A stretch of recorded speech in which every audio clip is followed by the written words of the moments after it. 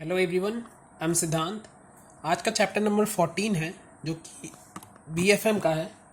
और ये बीएफएम में हम लोग मॉड्यूल सी से स्टार्ट कर रहे हैं क्योंकि ये चैप्टर बहुत ही स्कोरिंग है और इससे बहुत सारे क्वेश्चंस पूछने के आसार है। तो ये चैप्टर हमें अच्छे से करने हैं और ये जो चैप्टर में जैसे जैसे हम लोग आगे बढ़ेंगे वैसे वैसे आपको नए नए टर्म्स दिखेंगे। तो ये जो मॉड्यूल सी है, it's all about terms, new new terms.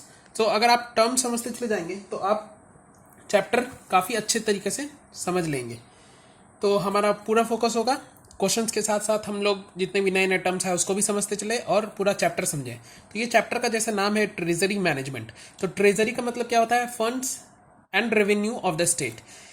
तो कोई भी स्टेट या कोई भी कंपनी, उसका जो टोटल फंड्स है या टोटल रेवेन्यू है, उसका जो आदान प्रदान है या लेखा जोखा है या इन्वेस्टमेंट है, तो वो सबको ट्रेजरी बोलेंगे। और मैनेजमेंट का मतलब क्या होता है? Balancing and managing the daily cash flows and liquidity of the funds is the management. तो ये हम मतलब हम लोग एज ए बैंकर, ये हम लोग को पढ़ना क्यों जरूरी है? Treasury management. हमारे यहाँ ट्रेजरी का क्या काम है? हमारा जो बैंक है उसमें ट्रेजरी का काम क्या है? जैसे कि मैंने बताया, treasury relates with the funds और management means balancing and managing the daily cash flows and the liquidity of the funds. तो आपको पता होगा कि हमारा जो बैंकिंग है, it's all about the cash. हमारा कैश आ रहा है या जा रहा है, या हमने जो कैश जो मतलब जितना पैसा हमारा है उसका कुछ पैसा हम लोग साइड हटा के सीआरआर में डालते हैं, कैश रिजर्व्स रेशियो। उसका कुछ अमाउंट हम लोग एसएलआर में डालते हैं। तो ये सब का देख रेख कौन करता है? हम लोग एज अ ब्रांच में जो हम लोग की पोस्टिंग होती है उसमें तो हम लोग ये सब नहीं करते हैं। तो जरूर कोई पीछे है जो ये सब चीज का भी लेखा जोखा रखता है। तो वो हुआ ट्रेजरी मैनेजमेंट, उसी को ट्रेजरी मैनेजमेंट कहेंगे। तो ये ट्रेजरी मैनेजमेंट या ट्रेजरी अलग से ही, ये ट्रेजरी मैनेजमेंट करने का क्या फ़ायदा है हमारे पास? एक तो इस ट्रेजरी मैनेजमेंट से हमारा प्रॉफिट बहुत ज़्यादा बढ़ाया जा सकता है। अगर सही से कोई ट्रेजरी मैनेजमेंट कर रहा है, सही से कहीं पे अगर कोई पैसा लगा रहा है, इन्वेस्टमेंट कर रहा है, उससे उसका रिटर्न बहुत अच्छा आ रहा है, तो ये हमारे बैंक को प्रॉफिट में लाके खड़ा कर देगी। तो ये ट्रेजरी मैनेजमेंट में कम लागत में बहुत सारा मतलब हमें रिटर्न मिलता है, बहुत सारा पैसा हम लोग इसमें कमा पाते हैं। बैंक इससे बहुत ज़्यादा पैसा कमा लेती है थ्रू ट्रेजरी मैनेजमेंट ओनली। तो इसके फायदे यह है कि buying and selling of the forex currency, इसमें हम लोग को बहुत फायदा होता है। दूसरा फायदा यह है कि interest on the money market, हम लोग जो एसएलआर में गवर्नमेंट सिक्योरिटीज में हम लोग इन्वेस्ट करते हैं, उससे जो हम लोग को इंटरेस्ट मिलता है वो एक तरह से इनकम है। तो interest on the money market, ये भी एक बहुत बड़ा फायदा है। तीसरा फायदा यह है कि हम लोग जो आरबीआई का रेगुलेशन फॉलो करना होता है, सीआरआर को 4%, अभी 3% है, और एसएलआर को 18%, तो ये हमारा आरबीआई का भी रेगुलेशन फुलफिल हो जाता है। इसलिए ट्रेजरी मैनेजमेंट का हमारे यहाँ जरूरत है। यहाँ पे दो नया टर्म्स हम लोग देखेंगे। एक तो कैश फ्लोज। कैश फ्लोज का मतलब है कि जो कैश आ रहा है या जा रहा है, ये बस हमारे इंडियन करेंसी से लेके ही नहीं है, ये इसमें फॉरेन करेंसी भी इंक्लूडेड है। क्योंकि अब जैसे ग्लोबलाइजेशन हुआ, ग्लोबलाइजेशन का मतलब क्या हुआ कि हमारा मार्केट किसी फॉरेन कंट्री के मार्केट से लिंक हो गया। तो अगर किसी का फॉरेन कंट्री से मार्केट से लिंक हो गया तो उसकी जो करेंसी है, हमारी जो करेंसी है, तो उसका आदान प्रदान आराम से होना चाहिए। तो उसी को फॉरेन एक्सचेंज बोलेंगे, वो बैंक ही करती है। अब हम लोग देखेंगे ट्रेजरी मैनेजमेंट में कौन कौन से रिस्क है। एक तो मार्केट रिस्क है, क्योंकि सब कुछ हमारा मार्केट पे है। आफ्टर 1991 प्राइवेटाइजेशन, एलपीजी रिफॉर्म्स के बाद हम लोग का most of the things market पे डिपेंड करता है। तो ये ट्रेजरी भी हमारा मार्केट पे ही डिपेंड कर रहा है। जैसे अभी मार्केट गिर रहा था तो सब कुछ हमारा निगेटिव में चला गया, सब कुछ सारा ट्रेंड हमारा निगेटिव में जा रहा था। तो इसका मार्केट रिस्क है इस ट्रेजरी मैनेजमेंट में। एक सबसे बड़ा रिस्क है मार्केट रिस्क। उसके बाद प्राइस रिस्क है कि प्राइस क्या मिलेगा मार्केट में इन फ्यूचर। अगर हम ना मान लीजिए एसएलआर रिक्वायरमेंट में गवर्नमेंट बॉन्ड में हम लोग कुछ पैसा लगा दे, वो फ्यूचर में वो बॉन्ड का इल्ड या बॉन्ड में कितना पैसा मिलेगा ये हम लोग नहीं बता सकते हैं। तो ये हुआ हमारा प्राइस रिस्क। इसमें क्रेडिट रिस्क नहीं होता है, क्योंकि इसमें कहीं दूर दूर तक कहीं क्रेडिट से लेना देना नहीं है। तो ये इंपॉर्टेंट बेसिक्स था। अब हम लोग क्वेश्चंस देखेंगे। फर्स्ट क्वेश्चन है, treasury management includes. Option A, maintaining day to day cash balances. हम लोग पढ़े थे मैनेजमेंट का मतलब है कैश फ्लोज, तो कैश बैलेंसेस ऑफ सीआरआर ये होता है। तो ये हमारा ऑप्शन होगा। ऑप्शन बी है, डिप्लॉइंग सरप्लस फंड्स। ये क्यों है? जैसे अब किसी एक दिन आप, जैसे आपका ही बैंक है, उसमें 100 करोड़ आपका किसी ने डिपॉजिट, टोटल दिन में 100 करोड़ डिपॉजिट हुई और लोन आपका उतना बिका नहीं, मतलब लोन लेने बहुत कम लोग आए, तो आपके पास वो एक्स्ट्रा 100 करोड़ जो सरप्लस है उसका अगर आप 3% CRR हटा दे और 18% SLR हटा दे, फिर भी आपके पास इतना कैश बच गया है कि आप उसको अगर ऐसे ही रखेंगे तो आपको कोई फायदा नहीं है। तो उसी सरप्लस फंड्स को आप लोग कैसे डिप्लॉय करेंगे और कहाँ डिप्लॉय करेंगे और फ्यूचर में अगर जरूरत पड़ा तो उसको तुरंत लिक्विडेट कर पाए कि नहीं, ये सब काम है ट्रेजरी मैनेजमेंट का, तो ये भी हमारा होगा। Next, sourcing funds to bridge occasional gaps in the cash flow. कभी कभी ऐसा होता है कि बहुत लोग पैसा विड्रॉ कर लेते हैं, जैसे यस बैंक में कैसे हुआ था, जैसे पता चला कि बैंक शायद डूब जाएगी तो सब लोग लाइन लगा दिए, तो बहुत सारा पैसा का जब रिक्वायरमेंट हो जाता है तो कहीं ना कहीं से आपको वो फंड लाना पड़ेगा। ये भी काम ट्रेजरी मैनेजमेंट का है। तो उस समय ट्रेजरी मैनेजमेंट क्या करेगी, जैसे आप एग्जांपल ले, ये यस बैंक का एग्जांपल लिए थे, जैसे अब ना सब लोग पैसा निकालने आ रहे हैं, तो अब treasury management of yes bank ये सोचेगी कहाँ से अब हम पैसा लाए, तो वो अपना जितने भी एसेट्स है या सिक्योरिटीज है या जहां जहां पैसा इन्वेस्ट किए वहां उसको लिक्विडेट करेगी, उसको बेचेगी ताकि वो कैश आ जाए और वो कैश पब्लिक को दे दे। तो ये सी भी होगा। नेक्स्ट है deploy funds to maintain SLR, ये भी है, ये भी काम है ट्रेजरी मैनेजमेंट का ही। Next option, managing market risk, short term, long term, medium term maturities. तो ये भी जो मार्केट रिस्क होती है ये भी इसको कंसिडर करना पड़ता है बिफोर इन्वेस्टमेंट और before taking out money from the investment. इसको पहले एनालाइज करना पड़ता है कि मार्केट रिस्क क्या है। जैसे अभी कहीं पैसा डालना होगा, जैसे ऑटोमोबाइल सेक्टर में अभी पैसा डालना होगा तो लोग पहले देखेंगे अभी मार्केट रिस्क है, क्योंकि कोविड है, बहुत कम लोग ऑटोमोबाइल सेक्टर से कुछ ना पैसा लेंगे। मगर अगर जैसे FMCG गुड्स है, जो फास्ट मूविंग कंज्यूमर गुड्स होते हैं, जैसे आटा, चावल, ये सब तो अभी बिक ही रहा है, ये सब का डिमांड है ही, तो ये सब में लोग पैसा डालना पसंद करेंगे, इसमें रिस्क कम है तो इसमें लोग पैसा डालेंगे। तो ये भी रिस्क भी देखना हमारा ट्रेजरी मैनेजमेंट का ही काम है। अब हम लोग इसमें देखेंगे ये short term, long term, medium term क्या होता है। शॉर्ट टर्म तो होता है जो 1 साल से कम हो, उसको शॉर्ट टर्म बोलते हैं, और ये दोनों ग्रेटर देन 1 ईयर्स होता है। ये आपको समझ में आना चाहिए। नेक्स्ट क्वेश्चन है treasury also known as, first fund centre, B service centre, liquidity centre, reserve allocation centre. Treasury also known as service centre, क्योंकि ये एक तरह से सर्विस दी जा रही है।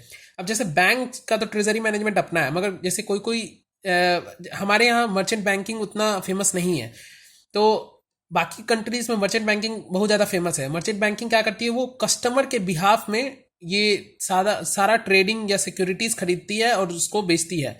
जब जरूरत पड़ा ली, जब नहीं जरूरत पड़ा वो बेच दी, तो वो एक तरह से मर्चेंट बैंकिंग का काम होता है। इसका ऑप्शन बी होगा। Question, treasury generally deals with the short term funds flow exceptions are. तो जो ट्रेजरी जो होता है वो जनरली डील करता है शॉर्ट टर्म फंड्स का ही, ये इसकी डीलिंग होती है, मगर इसमें कुछ कुछ लॉन्ग टर्म फंड्स का भी आदान प्रदान होता है ट्रेजरी मैनेजमेंट में। तो वो कौन कौन से है वो long term funds. The part of SLR is held till maturity exceeding 1 year. एक ये पहले तो हम ये देखेंगे हेल्ड टिल मैच्योरिटी क्या होता है। जैसे आपने बॉन्ड खरीदा 5 साल का 1,000 रुपये का, तो वो 5 साल तक अगर आप बॉन्ड अपने पास रख लिए, उसको कहीं नहीं बेचे, तो वो कहलाता है हेल्ड टिल मैच्योरिटी। समझ गए। तो part of SLR is held till maturity exceeding 1 year. तो SLR का जो इन्वेस्टमेंट हम लोग करते हैं, चाहे तो हम लोग मनी मार्केट में किए, गवर्नमेंट सिक्योरिटीज और तो मनी मार्केट। मनी मार्केट का मतलब क्या होता है, जो 1 साल से कम में मेच्योर हो जाता है। और एक होता है कैपिटल मार्केट, जिसमें हम लोग 1 साल से ज़्यादा का बॉन्ड्स या सिक्योरिटीज ऑफ गवर्नमेंट सिक्योरिटीज खरीदते हैं। तो जो SLR जो 1 साल से ज़्यादा का है, तो उसको हम लोग ट्रेजरी में ही जो गिनेंगे। तो ये क्वेश्चन, ये एक्सेप्शन है। Generally treasury management is deal with the short term funds, मगर SLR अगर 1 साल से ज़्यादा का हम लोग खरीद के रखे हैं तो वो भी ट्रेजरी में ही आएगा। Investment in securities exceeding 1 year, ये भी हमारा ट्रेजरी में आएगा, और इसका ऑप्शन होगा C, that is both. Next question, integrated treasury refers to. तो ये इंटीग्रेटेड ट्रेजरी का मतलब क्या होता है, ये टर्म का मतलब क्या हुआ है। इंटीग्रेटी मतलब हुआ कि जो short term, long term, medium term maturities का जो हम लोग बॉन्ड्स या सिक्योरिटीज या मनी मार्केट इंस्ट्रूमेंट खरीदते हैं, वो हुआ इंटीग्रेटेड ट्रेजरी। तो ये बोल रहा है integrated treasury refers to option A is money market. Money market मैंने बताया 1 साल से कम का है। सिक्योरिटीज मार्केट की 1 साल से ज़्यादा का होता है generally. Option C forex operations, ये दोनों हो सकता है। तो ऑप्शन इसका डी होगा, मतलब इंटीग्रेटेड ट्रेजरी। इंटीग्रेटेड मतलब सबको एक साथ मिला के। तो ये सारे पे ट्रेजरी मैनेजमेंट में हम लोग ये सारा कुछ करते हैं, इसलिए ये ऑल ऑफ द एबव होगा। अब नेक्स्ट क्वेश्चन देखेंगे। In India integrated treasury is because of. India में इंटीग्रेटेड ट्रेजरी का कंसेप्ट क्यों आया? ये क्वेश्चन का मतलब यही है। Option A deregulation of the interest rates, yes ये सही है। Option B is partial convertibility of the rupee. तो इसमें हम लोग पहले देखेंगे पार्शियल कन्वर्टिबिलिटी क्या होता है। अब जैसे 1991 के एलपीजी रिफॉर्म्स हुए, तो बाहर की कंपनीज को हमारे यहाँ आना अलाउड हो गया और बाहर की कंपनीज हमारे यहाँ इन्वेस्ट कर सकती थी। तो जब बाहर की कंपनी हमारे यहाँ आएगी तो वो डॉलर लेके आएगी। अब उसको इंडियन करेंसी का जरूरत होगा, तो वो डॉलर देके इंडियन करेंसी लेगी, तो उसी को बोलेंगे कन्वर्टिबिलिटी। अगर जितना पैसा वो लाई सब कुछ को हम लोग कन्वर्ट कर दे, या इंडिया वाले बाहर कहीं इन्वेस्ट करना चाहते हैं, वो इंडियन रुपीस को हम लोग पूरा फॉरेन में कन्वर्ट कर दे बिना किसी रोक टोक के, उसको बोलते हैं फुली कन्वर्टिबिलिटी। मगर अगर कुछ रेगुलेशन हो आरबीआई का, कुछ कंडीशंस हो, तो उसको कहेंगे पार्शियल कन्वर्टिबिलिटी। तो इंडिया में क्या है? पार्शियल कन्वर्टिबिलिटी है। तो पार्शियल कन्वर्टिबिलिटी में क्या होता है? आरबीआई रेगुलेशन लगाती है, मतलब हमारा करंट अकाउंट, जितने भी करंट अकाउंट ट्रांजेक्शन है, मैंने आपको बताया था करंट अकाउंट क्या होता है।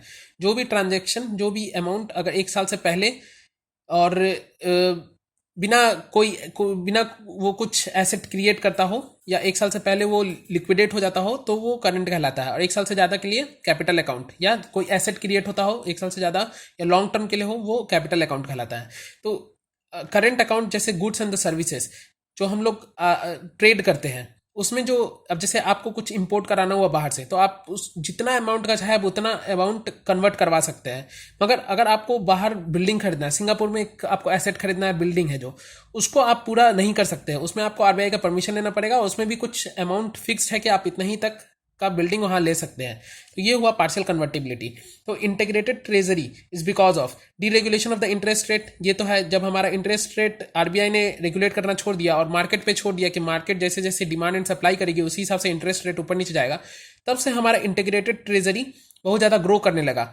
इंटीग्रेटेड ट्रेजरी का मतलब है कि शॉर्ट टर्म में भी, लॉन्ग टर्म में भी, मीडियम टर्म में भी सारे जितने भी बॉन्ड, सिक्योरिटीज या इक्विटीज है, वो सारे ट्रेड होंगे, वो इंटीग्रेटेड ट्रेजरी कहलाएगा। इसका ऑप्शन होगा सी। नेक्स्ट क्वेश्चन है, रुपी is not convertible in which of the capital account transactions. हमने बताया capital account transaction is nothing but is more than of 1 year. एक तो ये है, दूसरा it creates an asset. For example, आप अगर आप बिल्डिंग खरीद रहते हो तो वो आपको एक एसेट दे रहा है, वो एसेट क्रिएट हो रहा है, तो वो कैपिटल अकाउंट ट्रांजेक्शन है। तो रुपी is not convertible in which of the capital account transaction. जब भी एफडीआई आएगी, रुपी कन्वर्टेबल है कि नहीं? आराम से है, क्योंकि जब भी कोई बाहर से हमारे यहाँ इन्वेस्ट करता है, उसको आराम से हम लोग करेंसी, इंडियन करेंसी दे देते हैं, वो हमारे लिए फ़ायदा ही है। इसलिए ये कैपिटल अकाउंट ट्रांजेक्शन में एफडीआई आराम से रुपी कन्वर्टेबल है। Next, overseas direct investment by the Indian corporates, ये भी अलाउड है, क्योंकि इससे हमारे कंट्रीज़ का ही फायदा है। इसलिए जितने भी अमाउंट उनको चाहिए हमारे कन्वर्ट करने के लिए, अगर वो डॉलर ला रहे हैं तो हम लोग उसको आराम से इंडियन करेंसी देंगे। Foreign currency operations of resident India, ये भी हमारा टोटल कन्वर्टेबल है। Option D, speculative investments on stock markets abroad, ये अलाउड नहीं है हमारे यहाँ। तो ये हो जाएगा कैपिटल अकाउंट ट्रांजेक्शन जो हमारे यहाँ अलाउड नहीं है। और भी बहुत सारे ट्रांजेक्शन है जो हमारे यहाँ अलाउड नहीं है, मगर ये 3 बहुत रेडली अलाउड है, और जितना भी अमाउंट चाहिए उतना अमाउंट आराम से हमारे यहाँ कन्वर्ट हो जाता है, जबकि ये तीनों कैपिटल ट्रांजेक्शन है। Next question, cash flow means. Cash flow of, ये तो मैंने पहले भी बताया था, it's a C, that is Indian currency as well as the foreign currency. Next question, which of the following not used in the profit optimization? There is a difference between the profit maximization and the profit optimization. Optimization का मतलब क्या है? Making best out of it, मतलब आप जो लगा रहे हो उससे आप बेस्ट कैसे निकाल पाओ, ये है ऑप्टिमाइजेशन का मतलब। जो ट्रेजरी मैनेजमेंट करता है उसका बस एक ही मोटिव होता है कि ज़्यादा से ज़्यादा वो पैसे कमाए, इसलिए ट्रेजरी का बहुत ज़्यादा रोल है हमारे कंट्री में। तो तो बोल रहा है which of the following not used in profit optimisation. Forex market इससे बहुत ज़्यादा प्रॉफिट ऑप्टिमाइज होती है। अगर आप फॉरेक्स को मान लीजिए 1 साल के बाद आप कुछ फॉरेन जैसे एक्सपोर्ट कोई कराया तो उसका ऐसा होता है कि जैसे कोई इंपोर्ट कराया, ऐसा होता है कि आपको 3 महीना बाद पेमेंट करना हो, तो मगर अब डॉलर का रेट तो रोज चेंज होता है ना, तो उस डॉलर को रेट को फिक्स करने के लिए फॉरेन एक्सचेंज मार्केट का यूज होता है। ये वन ऑफ द पार्ट है फॉरेन एक्सचेंज मार्केट का। और भी बहुत सारी चीज़ें होती हैं फॉरेन एक्सचेंज मार्केट में। तो ये फॉरेक्स मार्केट प्रॉफिट ऑप्टिमाइजेशन में काम आता है। मनी मार्केट ये भी हमारे प्रॉफिट ऑप्टिमाइजेशन में काम आता है, क्योंकि मनी मार्केट में generally government bonds and securities आती है और उसमें जो रेट मिलते हैं अच्छा भी मिलता है और वो गारंटी भी रहता है कि ये पैसा डूबेगा नहीं। Next, stock exchange speculative market नहीं, ये नहीं होगा।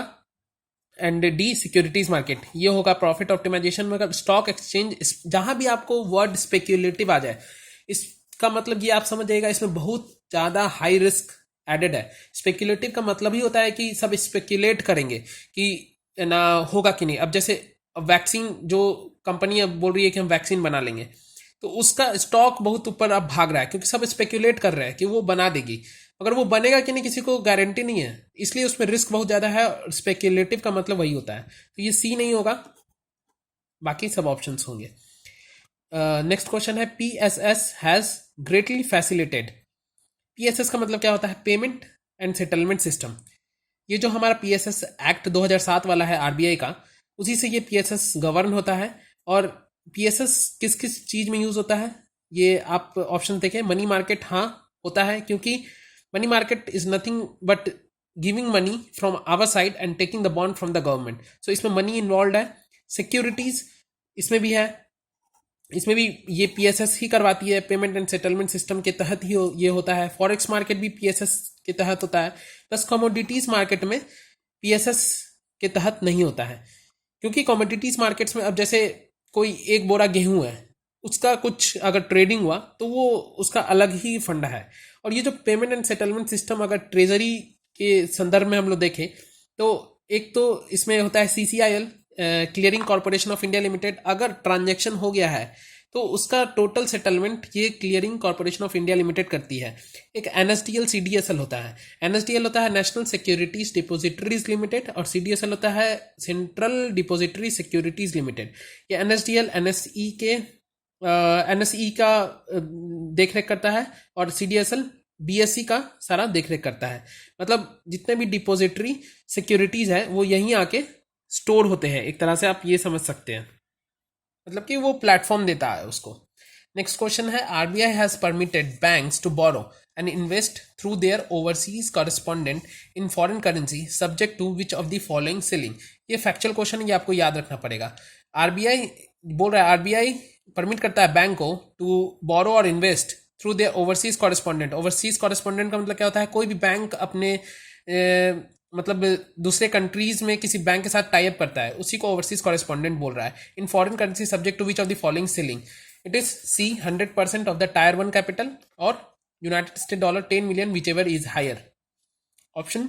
Next question, high value transaction means not below 5 crore. ये आपको फैक्चुअल है, ये आपको याद रखना पड़ेगा। Treasury specialised branch have its own accounting system. Option B, acts as a authorised dealer, ये सही है, ये भी सही है। Option C, participate in the clearing and the settlement system, ये भी सही है। इसका ऑप्शन डी होगा। ट्रेजरी स्पेशलाइज्ड ब्रांच जो बस ट्रेजरी से रिलेटेड ही सारा काम करे तो उसका एक अलग ही अकाउंटिंग सिस्टम होता है, वो ऑथराइज्ड डीलर की तरह काम करता है। क्योंकि अगर ट्रेजरी में डील करा है तो इसका मतलब फॉरेक्स में भी डील करेगा, और authorised dealer is related to the forex, so ये भी होगा।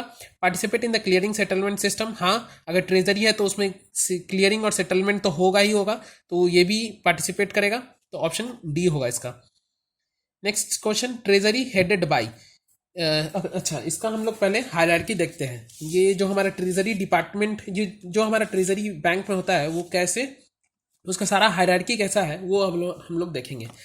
सबसे पहले तो होता है इसमें सबसे ये headed by, it is GM, deputy GM या वाइस प्रेसिडेंट, ठीक है।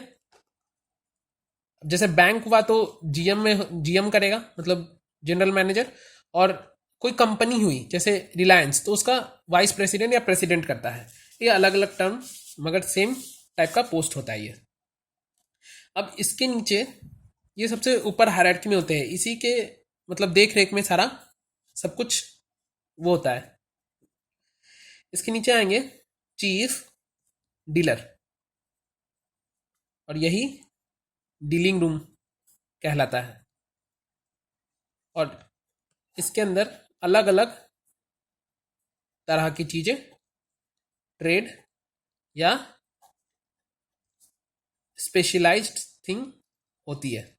ठीक है, अब इसमें जानने का ये चीज है कि अब ये डीलिंग रूम है, इसके पीछे एक बैक ऑफिस होता है। ठीक है, और इसमें यहां पे एक मिडिल ऑफिस होता है। ठीक है, अब हम लोग देखेंगे कि ये, अब इसमें देखना है कि ये जो डीलिंग रूम होता है इसके साथ ही एक डिपार्टमेंट हमेशा रहती है, उसको बोलते हैं इन्वेस्टमेंट डिपार्टमेंट। तो ये इन्वेस्टमेंट डिपार्टमेंट का क्या काम है, जो भी रिस्क ये लोग ले रहे हैं तो उसमें क्या ये क्या मतलब क्या क्या रिस्क है और उसको कैसे शॉर्ट आउट करें, ये इन्वेस्टमेंट डिपार्टमेंट देख के इसको बताएगा। इसमें और भी बहुत सारे डिपार्टमेंट होते हैं, जैसे अकाउंट्स एंड एडमिनिस्ट्रेटिव, एक रेमिटेंसेस डिपार्टमेंट होता है जो सेटलमेंट देखता है। ठीक है, और ये जो मिडिल ऑफिस होती है ये कम्युनिकेशन बरकरार रखती है to the higher authority and in the front office. तो ये मिडिल ऑफिस का काम यही है, और इसका काम है कि ये इम्प्लीमेंट करवाती है रिस्क को, जो भी रिस्क है और उसको कैसे इम्प्लीमेंट करना है वो इसका ये बताएगी। इसका काम है रिपोर्टिंग, मतलब यहाँ से नीचे से जो भी इंफॉर्मेशन आया वो ऊपर रिपोर्ट करना, ये मिडिल ऑफिस का काम है। और ये ALM एसेट लायबिलिटी मैनेजमेंट, ये भी इसी का काम है, तो ये मिडिल ऑफिस देखेगी। अब बैक ऑफिस का क्या काम है, बैक ऑफिस का काम है verification and settlement of the deals. जो डीलिंग रूम में डील हुआ उसका वेरिफिकेशन एंड सेटलमेंट का काम ये हमारा बैक ऑफिस देखेगी। ठीक है, और ये जो डीलिंग रूम है इसमें स्पेशलाइज्ड डीलर होते हैं, मतलब एक एक चीज के एक एक, जो जैसे फॉरेक्स है उसका कोई स्पेशलाइज्ड डीलर होगा यहाँ पे बैठा हुआ, जो सारा इंस्ट्रक्शन ये सब देगा। इसमें एक चीफ डीलर भी होते हैं, ये सब जितने भी स्पेशलाइज्ड डीलर के एक हेड होते हैं जो चीफ डीलर कहलाते हैं। तो इसमें यही है, और जैसे इसमें स्पेशलाइज्ड डीलर होते हैं वैसे एक कॉर्पोरेट डीलर होते हैं। कॉर्पोरेट डीलर का क्या काम है, अब जैसे कोई बैंक पार्टिकुलर कंपनी से टाई अप की हुई है कि आपका जो जितना भी ट्रेजरी का काम है वो हम देख लेंगे, तो ये कॉर्पोरेट डीलर डायरेक्ट कॉन्टैक्ट बनाएगा उस कॉर्पोरेट के ना, जो भी हायर पोस्ट में होगा जैसे CEO हुआ या CMD हुआ, उससे डायरेक्ट कांटेक्ट में रहेगा और जो जो ये बोलेगा वो ये इम्प्लीमेंट करके काम करेगा। तो ये स्ट्रक्चर था, ये बोलने को स्ट्रक्चर है, इसमें नहीं भी तो 20 से 25 क्वेश्चन बनेंगे। तो जो जो मैं बताया हूं ये आपको दिमाग में रखना है। और next question, investment department looks after, option A primary issues need appraisal of the credit risk, thorough examinations of issues and the terms, documentation of the secured debts. So it is D, all of the above. Investment department का यही काम ही है, एक तो risk देखना, thorough examination of the issues terms, मतलब जितने भी डॉक्यूमेंटेशन है सबका थॉरो एग्जामिनेशन करना, और जितने भी डॉक्यूमेंटेशन बनाने हैं, और फॉर द सिक्योर्ड डेब्ट्स, वो सब सारा काम इन्वेस्टमेंट डिपार्टमेंट का होगा। Last question, minimum marketable investment is, minimum marketable investment is 5 crore. ये फैक्चुअल है, ये आपको याद रखना पड़ेगा। ये हो गया, ये हमारा पहला चैप्टर था मगर इंपॉर्टेंट चैप्टर था। अब हम लोग नेक्स्ट चैप्टर देखेंगे नेक्स्ट डे। तो that's it, thank you, please subscribe the channel, also like the video because बहुत मेहनत लगता है तब मैं जाके ये वीडियो बना पाता हूँ। Thank you.